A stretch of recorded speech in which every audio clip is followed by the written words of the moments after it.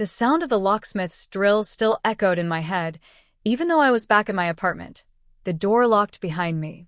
My hands shook slightly as I set down my coffee cup, the ceramic warm against my palms, my silk blouse sticking faintly to my skin from the midday sun. I should have seen this coming.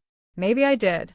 But still, to walk in and see the locks changed, my own home barricaded by people who were supposed to be family, felt like a betrayal sharpened by intention. My phone buzzed again. A text from my sister-in-law, cryptically polite. "Hope you don't mind the changes. Thought it was necessary." Necessary? I laughed, bitter and short, and set the phone down. Every surface in the apartment smelled faintly of lavender from the candles I always kept burning, a small rebellion of calm in my carefully constructed life. I pressed my palm to the door, remembering the moment I had turned the key for the first time in my new apartment years ago, proud and terrified all at once. I stood there, the sunlight bouncing off the hardwood floor, and realized the locksmith bill was the smallest problem. The real challenge was finally facing the people who had tried to control me and understanding that I had changed far more than the locks. The woman who walked into this apartment now, independent, self-assured, and unshakable, was not the same young woman who had ever let anyone dictate her worth. And today, Hannah Mitchell was ready to make that very clear. I still remember the night everything fell apart. It was years ago when I had just married Daniel. My in-laws had always hovered, their smiles thin, eyes sharp with unspoken judgment. That evening, I came home after a long day at the publishing house I had just started working for, eager to share a small victory, a manuscript I had landed with my first big author. "Sit down, Hannah," Mrs. Carrington said, her voice smooth, almost silk, but carrying an edge that could cut through steel. "We need to talk about your priorities." My heart sank. I had expected some playful teasing, maybe a suggestion about settling down or cooking dinner better, but not this. Their conversation spiraled into a critique of my work hours, my independence, even the way I dressed. Each word landed like a stone in my chest. My hands shook as I tried to respond, but every argument I made was met with condescending smiles or a dismissive wave. "You'll never understand family responsibilities," Mr. Carrington added. "We're doing this for your own good." That phrase, "for your own good," echoed long after they had gone to bed, leaving me to sit in the quiet of their grand, cold house. I could feel tears sting my eyes, but I refused them. Instead, I went to the small desk by the window, my fingers tracing the edges of a delicate locket my grandmother had given me years ago. "Hannah," she had whispered during a summer visit, "no one can define your worth but you. Carry this as a reminder. You are stronger than the walls they build around you." I held that locket in my palm that night, a talisman against their judgment, and something shifted. I realized that standing alone wasn't weakness, it was survival. I packed my personal papers, set aside my pride, and made a decision. I would leave behind the cage of expectations and build something that was entirely mine. The fear was immense, yes, but the thought of surrendering my dreams terrified me more. That night, I locked the door to my old life behind me, not knowing how far I would go, only that I would never let anyone make me feel powerless again. The seed of independence had been planted, small and quiet, ready to grow. The first weeks after leaving my in-laws' home were terrifying. I rented a small apartment above a quiet cafe, its windows overlooking a busy street that never slept. The hum of traffic became a strange comfort, a reminder that the world moved on, with or without me. I clutched my grandmother's locket every morning, as if drawing courage from its worn edges, and dove into work with everything I had. I didn't have much, just a laptop, a few manuscripts, and a dream, but I had a mentor, a woman named Margaret Whitman, who ran a boutique publishing firm downtown. Margaret saw potential where others only saw a young woman struggling. "Hannah," she said on our first meeting, "you don't need permission to be brilliant." Those words became a lifeline, echoing through the late nights when doubt crept in like a shadow. The nights were long. I learned to manage finances, edit manuscripts, pitch authors, and negotiate contracts, all while living on instant noodles and coffee. There were moments when I wanted to give up, to text Daniel or even my parents for some comfort, but I refused. Each rejection became a lesson, each small win a quiet victory. My first big client was a local author whose book went on to sell thousands of copies. I celebrated alone, but it felt sweeter than any shared applause I had ever known. Slowly, I built a network, hired a small team, and eventually started my own boutique imprint, Silverpine Press. I worked in secrecy, posting only vague photos on social media, my hand holding a cup of coffee, a blurred stack of books, never revealing the scale of what I had achieved. My success was mine, untouchable, and insulated from the judgmental eyes of my in-laws. I decorated my office with intention, sunlight spilling over warm wooden desks, the faint scent of lavender from candles, framed art that reminded me of my grandmother's wisdom. Every detail reflected the life I had carved with my own hands, a life I would never apologize for. Financial independence came, yes, but so did confidence. I could walk into a room without fear of being dismissed, speak in meetings without shrinking, and smile at the world knowing that my worth was defined by my own effort, not by the approval of others. The woman who had once trembled under criticism had transformed into someone poised, powerful, and quietly unstoppable. And yet I kept it hidden. The Carringtons believed I was still struggling, juggling menial jobs and living under constraints. They had no idea that the woman they once dismissed was now steering her own ship, and a very successful one at that. Every morning, as I glanced at the locket, I reminded myself, secrecy was my shield. One day, they would see the truth. One day, they would understand that Hannah Mitchell could not be controlled. That day was approaching. The knock on my door came just as I was pouring myself a cup of chamomile tea. My heart skipped a beat, not from fear this time, but from anticipation. I already knew who it was before I opened the door. Mrs. Carrington and Mr. Carrington, smug expressions in place, carrying the same sense of entitlement that had haunted me for years. "Hello, Hannah," Mrs. Carrington began, her voice sweet but brittle. "We thought we'd come by and, well, see how you're doing." I stepped aside, gesturing for them to enter. "Of course. Please come in." My apartment, small yet elegant, reflected the life I had built. Sunlight streamed across warm wooden floors. Framed art adorned the walls, each piece chosen to remind me of strength, resilience, and vision. My bookshelf overflowed with carefully curated volumes, evidence of the literary empire I had quietly begun. The faint scent of lavender hung in the air, and the soft hum of my laptop played the background soundtrack to a life thriving under my control.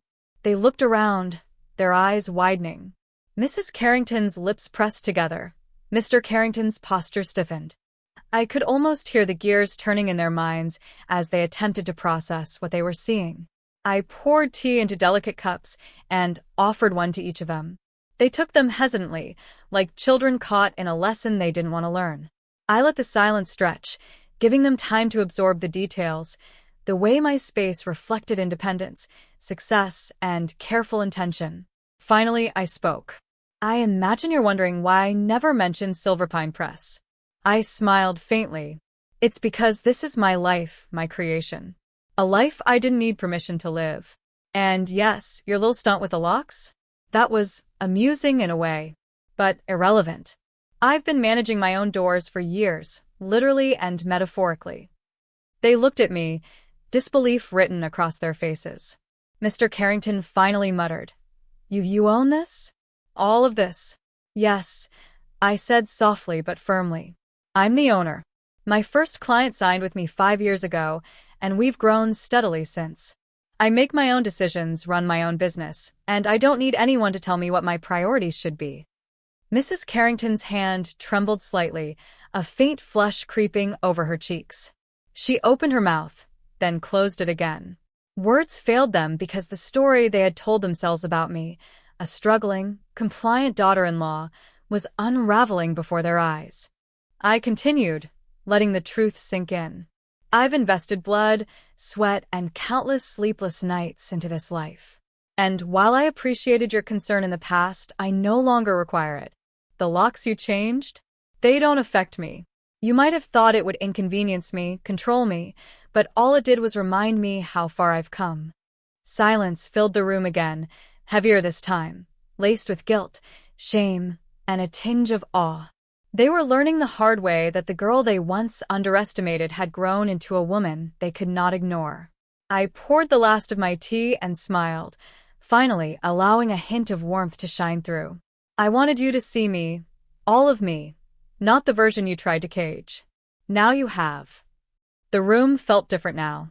The Carringtons, who had once dictated my every move, were quiet, cautious, uncertain how to navigate a dynamic where I held the power. And for the first time, I realized that power wasn't just about wealth or success, it was about choice. I could decide how, or even if, they fit into my life moving forward. I'm willing to rebuild a relationship, I began, my voice calm but unwavering. But it will be on new terms. The old rules don't apply anymore. I paused, letting the words sink in. Their eyes were wide, searching for a hint of compromise, a crack in my firmness. There wasn't one. First, I said, locking eyes with Mr. Carrington, you need to acknowledge the ways you tried to control and belittle me. No excuses, no justifications. Understanding past mistakes is the only way forward. His jaw tightened, but he nodded slowly. Turning to Mrs. Carrington, I continued, you must respect my independence, my choices, my time, my space. I will not tolerate judgment disguised as concern. She swallowed hard, her hands clutching the delicate teacup. Second, I said, pacing slightly, you will pursue your own goals without trying to impose them on others. Whether it's your career, your hobbies, or personal growth, it is your responsibility to live a full life. Not mine. Not anyone else's. Their expressions flickered between shame and recognition. They understood, in that moment, how self-absorbed their earlier behavior had been. And finally, I said, holding up my grandmother's locket, which I had placed carefully on the table, carry a reminder that personal power cannot be stolen. You cannot change who someone is by locking doors or controlling circumstances. You can offer guidance, support, or love, but only if it's genuine, not coercive. I took a deep breath and let my words linger in the room. Compassion tempered with firmness. I was willing to forgive, but I would not forget, and I would not bend to old patterns that had once suffocated me. The silence stretched, but I could see subtle shifts. Mr. Carrington exhaled, a weight lifting as he acknowledged his faults. Mrs. Carrington's eyes softened, her posture relaxing, tentative hope mingling with her guilt. They were listening not because they had to, but because they wanted to understand me now, truly. For the first time in years, I felt the equilibrium tilt entirely in my favor. I was no longer the girl they had dismissed or underestimated. Every choice I had made, every night of struggle, had led me here, unshakable, unyielding, yet capable of grace. The locks they had changed had been irrelevant all along. It was my courage, my vision, and my refusal to bend that had truly shifted the power in the room. Weeks later, the tension that had once defined every interaction with the Carringtons had begun to dissolve. They were tentative at first, careful not to overstep boundaries. But slowly, almost imperceptibly, I watched them begin to change. Mr. Carrington enrolled in a writing course he had always joked about but never pursued. Mrs. Carrington joined a local art collective, finally allowing herself the creative outlet she had ignored for years. They were learning, in their own ways, that life could be full and meaningful without trying to control the people around them. I observed these changes with a quiet satisfaction, a warmth that had nothing to do with pride and everything to do with perspective. I had endured ridicule, manipulation, and attempts to diminish me, but I had emerged stronger, independent, and fully in command of my own destiny. One evening, I sat by my apartment window, sunlight filtering through sheer curtains, the familiar hum of the city below. The locket my grandmother had given me glinted in my hand, a reminder of the first seed of courage planted long ago. I traced its worn edges and smiled. It had carried me through uncertainty, doubt, and fear, and now it stood as a symbol of resilience and self-respect. I thought of the locksmith, the changed locks, the intrusions, and all the attempts to control me. They seemed trivial now, almost laughable, in comparison to the life I had built. The apartment around me, the successful business, the respect I commanded, they were proof that power comes not from intimidation, but from persistence, wisdom, and unwavering self-belief. The Carringtons had learned their lessons, but I had learned mine too. The only approval I ever needed was my own, the only measure of my worth the courage to protect my dreams.